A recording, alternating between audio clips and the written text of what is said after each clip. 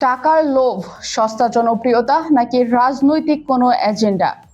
শাওন, মাহি কিংবা হঠাৎ আলোচনায় আসা অখ্যাত মারিয়া স্পটটা, এদের একের পর এক বিতর্কিত ও উস্কানিমূলক কর্মকাণ্ড এখন সামাজিক যোগাযোগ মাধ্যমে রীতিমতো আগুন জ্বালিয়ে দিয়েছে।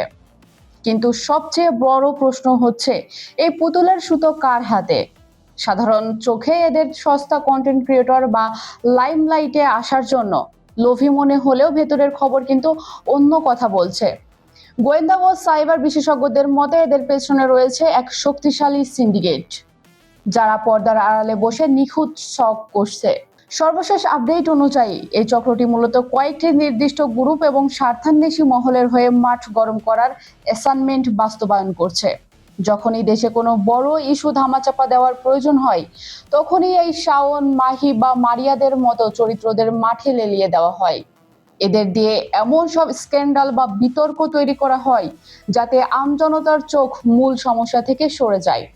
এদের পেছনে অর্থায়ন করছে দেশি বিদেশি কিছু অসাধু চক্র, যারা সোশ্যাল মিডিয়ার অ্যালগরিদমকে ব্যবহার করে সমাজ ও রাজনীতিতে অস্থিরতা তৈরি করতে চায়।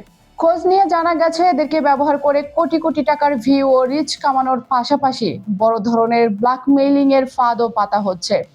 ডিজিটাল এই দাবার বোর্ডে এরা কেবলই ঘুঁটি, আসল খেলোয়াড়রা এখনো ধরাছোঁয়ার বাইরে। তবে নেটিজেনদের একটাই দাবি, এই ভাড়াটে ট্রোল ও উস্কানিদাতাদের গডফাদারদের মুখোশ অবিলম্বে উন্মোচন করা হোক। পর্দার আড়ালের সেই রাঘব বোয়ালদের টেনে হিস্ট্রির সামনে আনার সময় এখন এসে গেছে। চিত্রনায়িকা মাহি মূলত আগে থেকেই বাংলাদেশ আওয়ামী লীগের রাজনীতির সাথে সক্রিয়ভাবে জড়িত ছিলেন। তিনি দলটির হয়ে নির্বাচনে প্রার্থীও ছিলেন। সম্প্রতি তিনি ও অভিনেত্রী মেহের আফরোজ শাওন সোশ্যাল মিডিয়ায় জুলাইয়ের গণ অভ্যুত্থান নিয়ে কিছু মন্তব্য করেন, যা তাদের আওয়ামীপন্থী রাজনৈতিক দৃষ্টিভঙ্গি ও বক্তব্যের প্রতিফলন হিসেবে সমালোচিত হয়েছে। তাদের এই রাজনৈতিক অবস্থান ও বক্তব্য প্রকাশ্যে আসার পর জুলাই শহীদের স্মৃতি অবমাননার অভিযোগ তুলে তাদের বিরুদ্ধে জিডি ও আইনি পদক্ষেপ নেওয়া হয়েছে। আন্তর্জাতিক রাজনীতি এবং দেশের ভেতরের সব রোমাঞ্চকর ব্রেকিং নিউজের পেছনের সত্য সবার আগে পেতে এখনই আমাদের চ্যানেলটি সাবস্ক্রাইব করুন এবং পাশে থাকা বেল আইকনটি চেপে রাখুন। ভিডিওটি ভালো লাগলে একটি লাইক দিন এবং বন্ধুদের সাথে শেয়ার করতে ভুলবেন না। ধন্যবাদ।